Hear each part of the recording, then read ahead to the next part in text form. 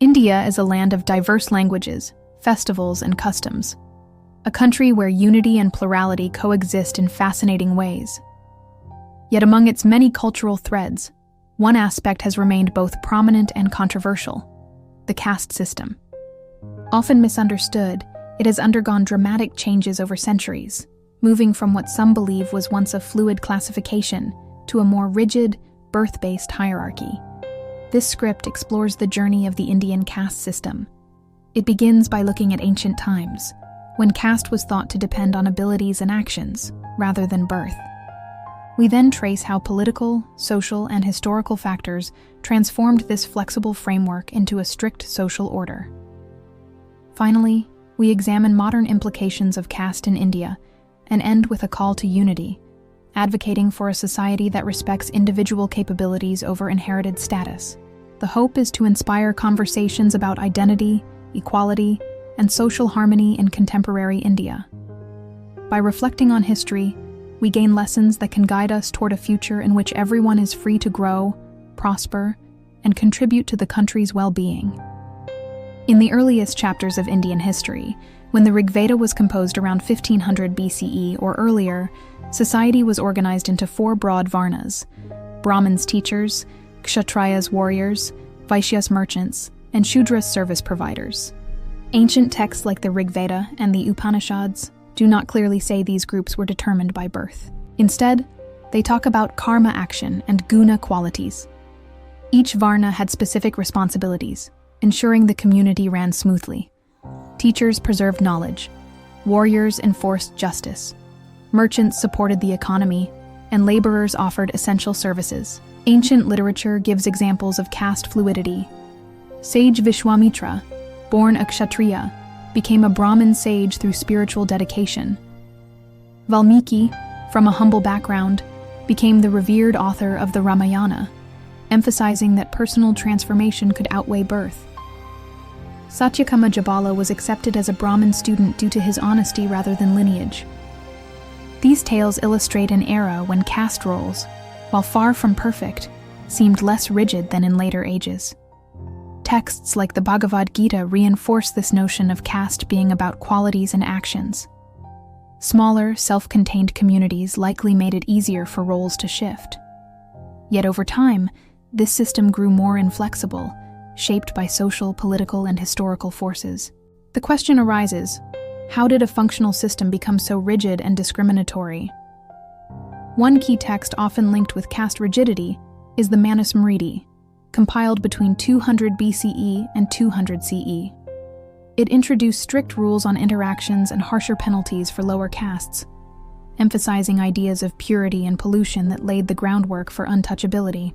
Then, from the 7th to 15th centuries, repeated invasions by foreign powers like the Mughals triggered social hardening. In uncertain times, communities sometimes chose to close ranks to protect their cultural identity, reducing fluidity. The colonial era accelerated this process. As the British took control by the mid-19th century, they began censuses categorizing Indians by caste. This labeling hardened social identities, and the divide and rule approach exploited community rivalries, granting privileges to select groups and deepening mistrust. By the time of independence in 1947, caste was deeply entrenched, dictating who one could marry, where one could eat, and what jobs were accessible. Recognizing caste's negative effects, India's independence leaders addressed it head-on. Dr. B.R. Ambedkar, born into a historically disadvantaged community, played a pivotal role in drafting a constitution that outlawed untouchability. Although legal steps were revolutionary, the struggle against caste prejudice remained immense. Deep-rooted social norms could not be dismantled overnight. Affirmative action, called reservation, was introduced to offer greater educational and employment opportunities to marginalized groups. Reformers like Swami Vivekananda, Periyar E.V. Ramasamy, and Swami Dayanand Saraswati urged people to reject rigid identities and draw from the core spiritual ideals of oneness and equality.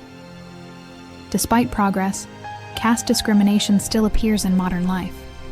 It can limit educational opportunities, shape marriages, and even lead to violence. Reservations have helped uplift many, but have also sparked debates on meritocracy versus social justice. Globalization, urbanization, and the rise of information technology have changed India's social fabric. In cities, inter-caste friendships, marriages, and workplaces are more common. Still, in rural areas, rigid attitudes linger. Bridging this gap requires ongoing efforts at local and national levels. Real transformation demands policy reforms, legal protections, and cultural shifts. Societal change cannot rely on a single law. It must be supported by grassroots activism, public awareness, and dialogue. History shows that when Indians unite, the nation flourishes. Chandragupta Maurya, from a humble background, founded a great empire. Saints like Kabir and Guru Nanak condemned birth-based discrimination, while the Bhakti and Sufi movements championed devotion over caste. The freedom struggle saw leaders of different views standing together against colonialism. These examples prove India thrives when it transcends social boundaries.